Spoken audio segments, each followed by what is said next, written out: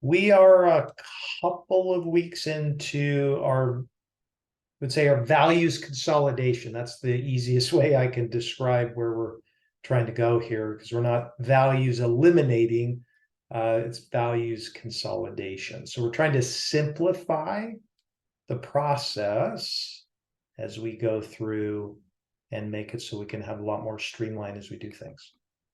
So why are we doing this? That's a question that I know we answered a little bit last week. This is somewhat of a recap, but I do think it's important for us to remember, like, why are we doing this? Are we bored? No. There's a couple of reasons. Number one, attract talent.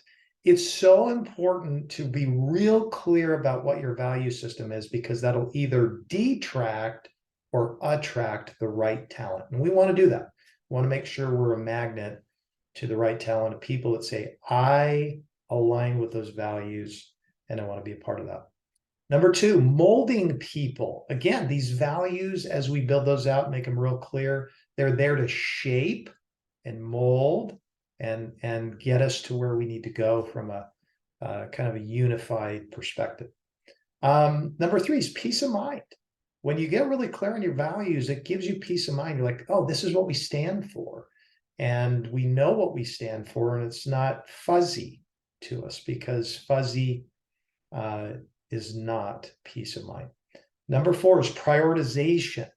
We always talk about, what do we prioritize? Well, values help clarify, help scope in prioritization. What am I going to do? What am I going to not do? The values help you do that. You could value sleep. Okay, that's a perfect example as a parent. But if you value more, right, helping shape your children, guess what? Probably not going to sleep as much, which I have over the last couple of days. But so again, just prioritization helps you when you really are clear about your value system. Number five is it shapes the business model. You're like, what? But it does. It shapes the business model and your competitive advantage to say, okay, our values really become part of our competitive advantage and part of the business model. And the answer is yes. So again, this is really important stuff we're doing. And it's not just a space filler. What are the outcomes of this? Tangible outcomes are, again, things we're going to start to see over time are hiring manuals with detailed questions that tie to the values, growth plans with feedback and manuals, better and more focused decisions that'll happen when we get more and more clear. A clear and compelling competitive strategy will be the end result of doing these things. More unified team. And then obviously, I know, shocker, but it's true, this has been proven, better profitability and financial incentives for the team. The more deeply written these values, it just accentuates profitability for the company.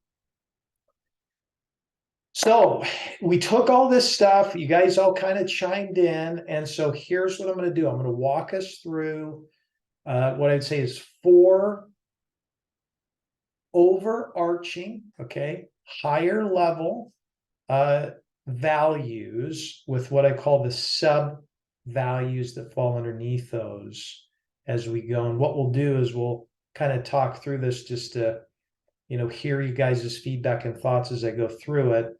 And then at the end of it, I'll talk about what I think we should do from here. But everybody kind of chimed in, and I think this is where we're going to go with it. So first one is innovation out of frustration.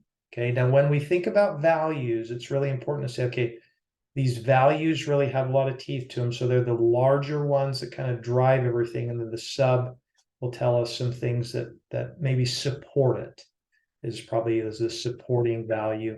Kind of like if you have a holding company and then you would have your subsidiaries, right? They're all just as value. They just sort of fall underneath the higher value of the higher company.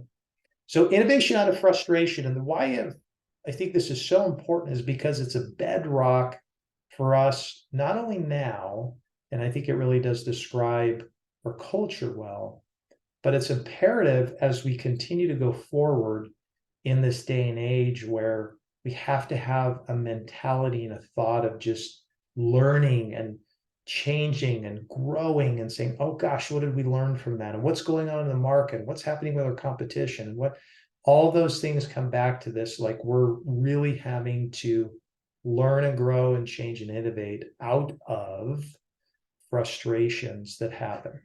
But underneath that, that ties in so well, is successful failure. You know, that's right tied in with it, I believe, of successful failure, where we say, hey, you know what? We tried this out, we gave it a shot, we didn't hang on too tight to it and took it through some process and it didn't work out. And so guess what? We tried it, we went 70%, and then we learned from it. That all ties together, that I think we wouldn't lose anything by putting that as a subsidiary to the innovation out of frustration.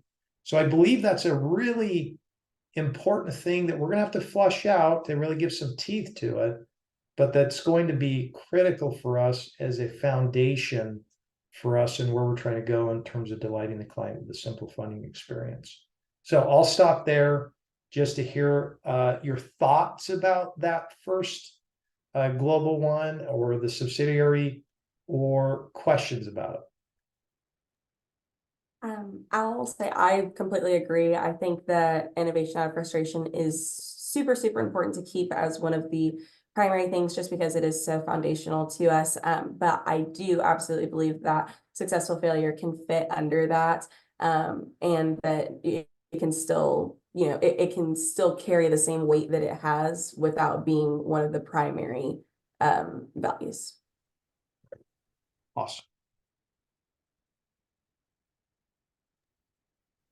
I also agree with that as well. I think keeping innovation out of frustration as kind of one of those global values is going to be critical, just where we want to go. And I think we could all attest, like after reading the Lean Startup, it gave me a new kind of perspective on like innovation. Even though I had some of those, foundational ideas of innovation, it just kind of brought new ideas and opportunities that I feel like we need to keep this as like one of the main values. And then I just feel like successful failure fits right within that, kind of being the, if you fail, okay, how can we, learn from this? And now how can we innovate out of maybe a frustration from the failure? I just like it kind of goes hand in hand. So I agree. Great. Awesome. Any thoughts from you, Cassie?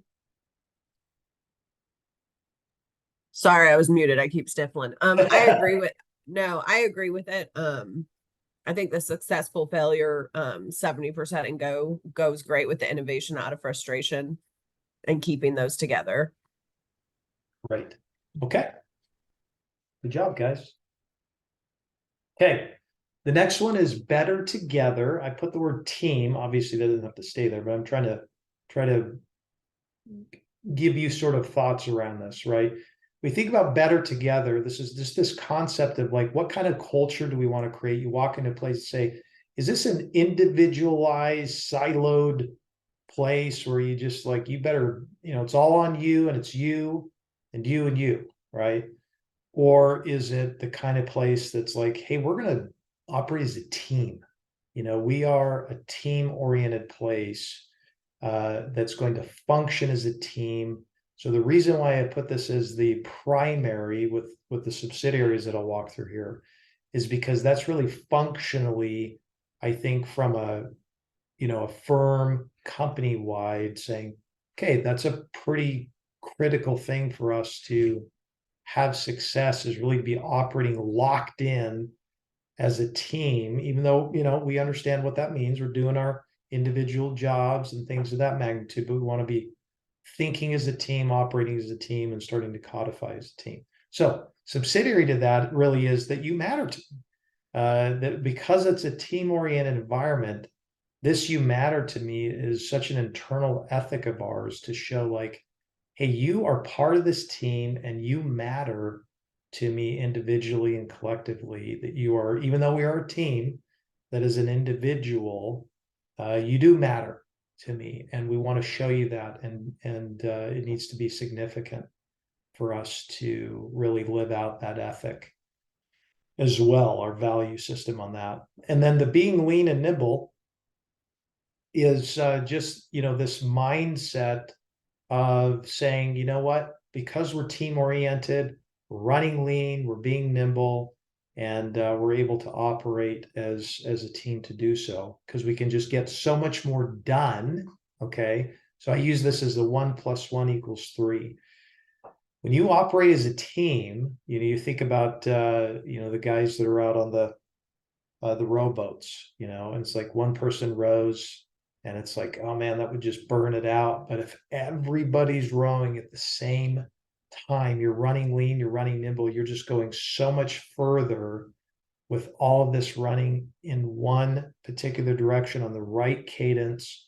You just take off, and it just, things start to happen that you could never ever do on your own. And so that's kind of why I pulled those together in that order. But definitely want to hear from you guys if you have thoughts or opinions.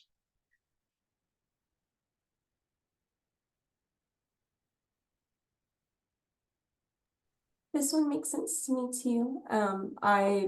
I mean, you matter to me is like super important to me and one of the top ones for me, but I do think that it still fits into better together and working together as a team and being lean and nimble. I feel like this honestly gives a better grasp to the definition on be lean and nimble, where it's not so much so as someone might think of it as like a monetary thing that we're talking about, but more so considering that we can go farther with less whenever we're being considerate of it. Yes. Yeah, that's a great way to put it, Lana, because I was like, when you first pulled the slide up, and I think Dave, we maybe mentioned it a little like a week ago or so, and you showed me one of these kind of overarching values. The be lean and nimble was kind of like, does that fit under better together? But I feel like the way you described it, Dave, and then how you kind of interpreted it, Lana, I feel like that is a way better definition, and it also gives like kind of that like what it means to be better together. Like we can be lean and nimble working as a team, and I really agree with that. And then I also love the value you matter to me, but I think that really fits into that better together. And it'll be interesting how we define these overarching values, and whether or not we redo the definition. I'm not sure what you have envisioned for that, but incorporating that and really making an emphasis on you matter to me, because I think we all agree with that one. We want to make sure that one stays like as a high value, but I think it does fit well within the umbrella of better together. Yeah, no, I'm glad you said that. I think that is, I took that into deep consideration, and I would say that none of these are going to lose any of their punch. I do think that there was some necessity on the be lean and nimble to really get more clarity around that, right? We were all kind of just probably poking around at that one on the edges, and I think this will probably tie in more. On the you matter to me, like we have pretty good definitions. This will be more of tinkering, right? To see like how do you kind of pull it all together. So I don't think there'll be any concern about us losing any of the punch, so to speak, of you matter to me. I think it's just a huge part of our culture.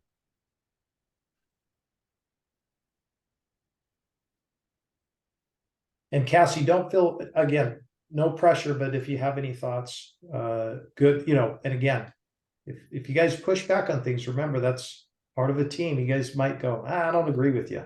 That's okay too, and we'll work through it. No, I was right in line with Lana when she was with the be lean and nimble, and then how she described it. Like I was right in line with what she was saying. Great. Awesome. Okay. Okay. A lot of this stuff was like, there's some internal things, if you can kind of think about that. And then we're talking external, right? So there's no subsidiary to this. It's just knowing and delighting the client we serve.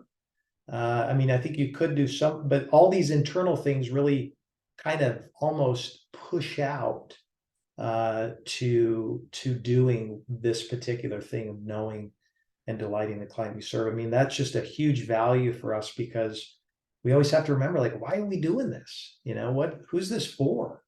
And I just think that's such a huge part of us, thinking like, this is for the benefit of the client. So we got to think that external thing that's part of our value system so much is knowing that client and delighting that person that we serve. And so it'll be fun to kind of flush that out a little bit more as we give thought to, like, what does that mean in certain situations, to know and delight the client we serve. But I did feel like this was a really important one for us to keep our eyes on, the fact that is a huge part of our value system, is this kind of other-centered, approach to making sure that we are really serving the best interest of the client. So comments about that? Would you guys agree, disagree? Dave, I think this one is one of the best ones, just because knowing your client, and that doesn't mean just knowing like personal things about them, but it's really important to actually understand your client's business, the ins and outs, how it's built, and everything behind it. And I think a lot of times people forget that. Like, the personal connection is very important, but I know when it comes to like business to our clients, it's really important for them to know that we understand their business and how it operates. And in that, I think we delight them anyway by doing all that. So that's my opinion. Great. That's a great thought. I love that. Just that knowing them is really the springboard to delighting them. What a great thought. I definitely agree. I think that this is one that I think that it should stand alone. I think there is the opportunity to try to kind of tie some other things in, but I think that it's standing alone just really places the emphasis on how important this is, like, to the foundation of Integrity Capital and the like success as well. So I think that this makes sense to me as well. I agree with this one as well. I kind of keep envisioning like our website with like somebody goes to our value page and then they see these like 4 values. And this one I feel like stands out, especially when we're just we want to let our clients know, like, we want to serve you, we want to delight you. And like, that is part of our value system, and them seeing that, like, I think that will help us to kind of stand out in this industry, and also just keep this in the forefront of our mind at all times. But yeah, I just kind of keep seeing this like vision of like on our website, the 4 values, people come to it and they see like that one. I feel like that one would stand out. Yeah, it's huge. Totally agree with all of your statements.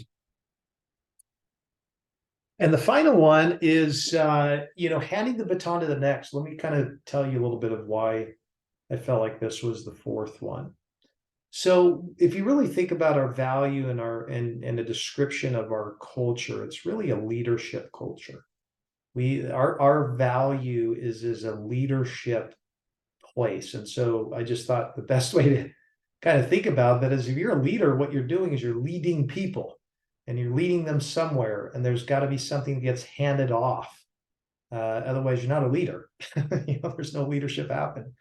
And so I just thought, handing the baton to the next really describes, just in a real kind of truncated way, this concept of leadership. This is a big part of our company, is just leadership. And so the subsidiary to that just ties in so well, is managing priorities, not time. It's a big one we talk about all the time, and we feel it. There's so many things going on. How do we manage the priorities? Because you can't manage time. I think it also, part of leadership, as kind of our value system, is just, I own it. You can't be a good leader if you just can't own it and just go, gosh, because if you can't own it, you can't grow. Because you can't grow because you can't understand what's going on where you need to grow. And so there's just a humility aspect to just sort of raising your hand and saying, I own it. And that just ties in so well with under the guise of this leadership baton handing. And then the final one is just candid but gracious. As a leader, you've got to have tough conversations sometimes, but they got to be gracious. But it does mean you're going to have to be courageous. And you have to press in, because if you're not willing to do that, you'll never have the opportunity to see things change and to see things grow, and to experience the excitement of what happens when you can break past some of those barriers that you need to. And so the candid but gracious is just ties so well. So I thought those three just felt underneath the guise of this overarching concept and value of leadership, which is described as handing the baton. So, thoughts? I love this because I think it's another way to say leadership without saying leadership. Like you said, like leadership is so important to us, and it's a very unique like way of kind of saying it, and it's a good visual, like handing the baton to the next person. And then all of those things within handing the baton, like we can hand all of those things through our leadership. So when we, bring on a new team member, we want to lead them in managing priorities, not time. And I own it, and candid but gracious. So I think it's a really good way to put those in that kind of bucket. And yeah, I love it. Awesome. I also agree with all of it. I think handing the baton to the next is, I don't think I realized it until recently, but it is one of my favorites just because when you bring on new people, having a clear way of doing things just makes it so much easier. And just, it also helps you understand it next going through that. And then everything else under it, managing priorities, not time. I own it, and candid but gracious all go really well together. Awesome. I also agree. I think that handing the baton to the next, it's kind of like these are defining it as like to be able to hand your position off to the next person, you really need to be able to also be hitting on all of these three things, like managing priorities, not time, like holding your position well and owning your, mistakes and owning your good things and being able to, account for everything that's going on. Like that's so important to being able to hand things over, and then being candid but gracious. It's part of being a leader, but it's also, I don't know, like I feel like all three of these just feel like holding your position really well sets you up to be able to hand your position off really well. A great way to describe it. Great job, guys. I think, this is a big thing to kind of, again, we're not leaving anything behind because our values are really important, but we are consolidating. So it's just easier for people to understand it. As a leader, you want to try to simplify things. It's an easier way to hand it off, so to speak, no pun intended. But as we do these things, everything will get pulled in. And so just super exciting and great work. So what now, Mr. Cotter? Well, a couple of things. Number one, we need to make these actionable, right? Each one has to be a verb. So we have to think about that as we kind of take this, right? That'll be the next thing I'll have us do. Then we're kind of, again, we're not changing definitions. There might be some tweaking, some consolidating and things of that magnitude. So we can get really clear as to going, okay, this is how we lay them out. A lot of this stuff we've already done.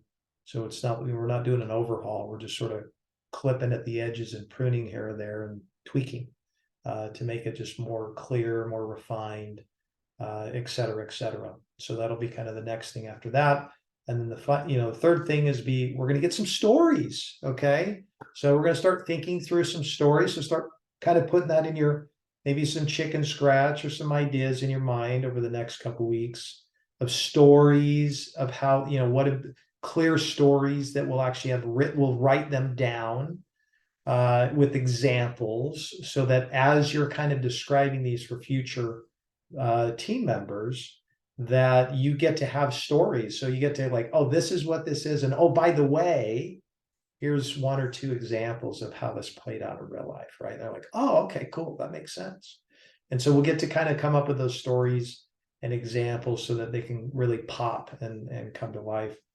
And then again, finally, to put a cap on this is we'll begin to kind of institutionalize it into documents. That'll kind of happen over time, but there'll be a plan in place that we'll get to work out over time. And so it's exciting and something that we get to all do together. And so